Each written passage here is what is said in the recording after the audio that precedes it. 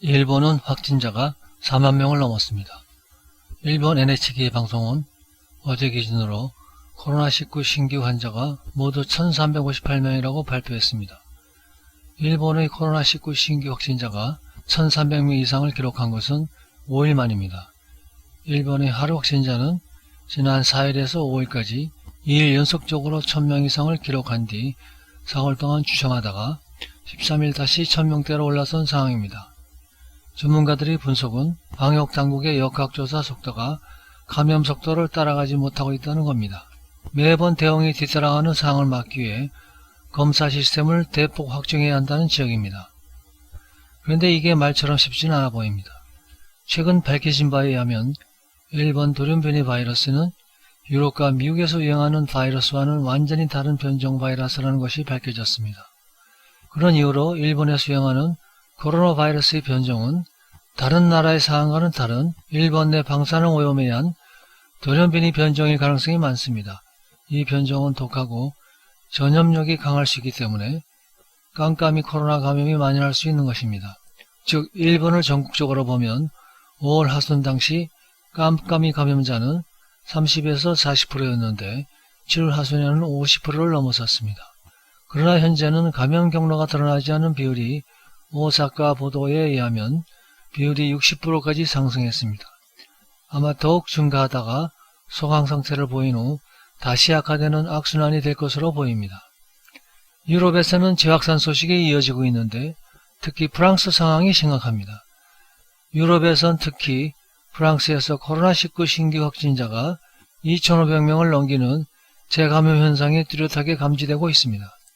프랑스 정부는 현지 시간 14일 남부지방에 바이러스 경계 등급을 기존 주황색에서 현재 10만 명당 감염자가 62.1명으로 그리고 프랑스 마르세이 지역은 47.3명으로 증가하는 바람에 최고 등급인 적색 상황으로 등급을 올렸습니다. 주요 중심가에서 이미 10일부터 야외에서 마스크 착용이 의무화된 상태입니다. 이렇게 상황이 심각해지면서 영국이 프랑스에서 들어오는 입국자에게 2주 동안 자가격리를 의무화한다고 발표했습니다. 영국 정부는 현지 시간 15일 오전 4시부터 프랑스, 네덜란드, 모로코, 몰타, 터크스, 케이커스 제도, 아르바 섬에서 영국으로 들어오는 이들에게 추가로 격리 조치를 적용하기로 했습니다. 프랑스뿐만 아니라 유럽 곳곳의 코로나19 2차 확산 조짐에 유럽 각 나라가 출입국 제한 조치를 취하고 있습니다. 이탈리아는 스페인과 그리스, 크로아티아 방문객을 대상으로 코로나19 검사를 의무화했습니다. 최근 신규 확진자가 크게 늘어나고 있는 독일도 스페인, 루마니아, 벨기에 등지에서 입국하는 사람들에게 똑같은 조치를 취하고 있습니다. GDP 18%가 관광에서 나오는 그리스는 해외에서 입국하는 모든 외국인과 자국민에게 입국 전 72시간 내 발급된 코로나19 음성 확인서를 반드시 제출하도록 할 방침입니다. 인도는 다른 국가에 비해서 인구 대비 감염자 수는 적은 편에 속합니다. 그런데 실제 감염 누계를 보면 누적 확진자는 185만여 명으로 미국과 브라질 다음으로 많습니다. 그런데 인구 100만 명당 감염자 수는 1300여 명으로 세계 94위 수준입니다. 우리나라도 중대본 발표에 의하면 2020년 8월 14일 오후 10시 기준 신규 확진자 138명으로 수도권을 중심으로 코로나 바이러스 감염증 확산세가 걷잡을 수 없이 커지고 있는 양상입니다. 여기에 부산 등지에서도 지역사회 코로나 전파가 이어지고 있습니다. 방역당국은 현재 상황을 실제 위기로 진단했습니다. 나쁜 상황은 일본보다는 낫지만 오리무중인 조용한 전파 비율이 높아지고 있다는 점입니다. 방역당국에 의하면 최근 감염 경로가 파악되지 않은 깜깜이 환자 비율은 전체 발생 환자의 13.4%에 이릅니다. 방역당국은 사회적 거리두기 1단계 기준으로 깜깜이 환자 발생 비율을 5% 미만으로 잡고 있는데 현재 상황은 2배 이상입니다. 조용한 전파 비율이 높아지면 언제 어디서 코로나에 감염됐는지 알 수 없는 역학조사가 상당히 지연되는 경향이 나타납니다.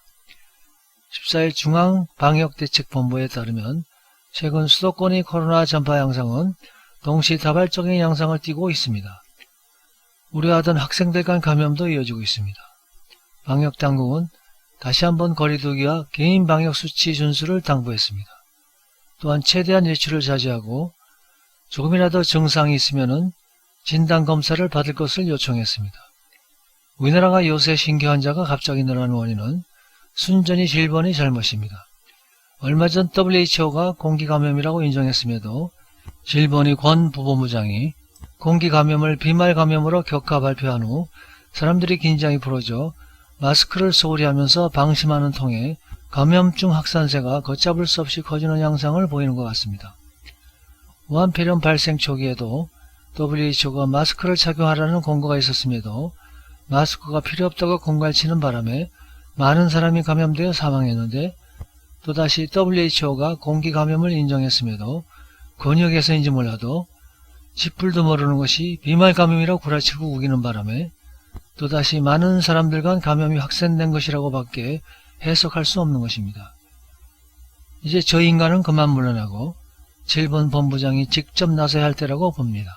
더군다나 미국으로 망명한 홍콩의 바이러스 학자 엘리멍 박사가 이번 코로나 바이러스는 중국의 생물학적 무기라고 폭로했고 유전자 조작으로 여러 바이러스를 조합해 만들어 집단 면역과 백신 등의 효력이 미진할 것이라고 경고했음에도 질본은 너무 안일한 방식의 방역으로 문제를 어렵게 풀어나가고 있는 것으로 보입니다.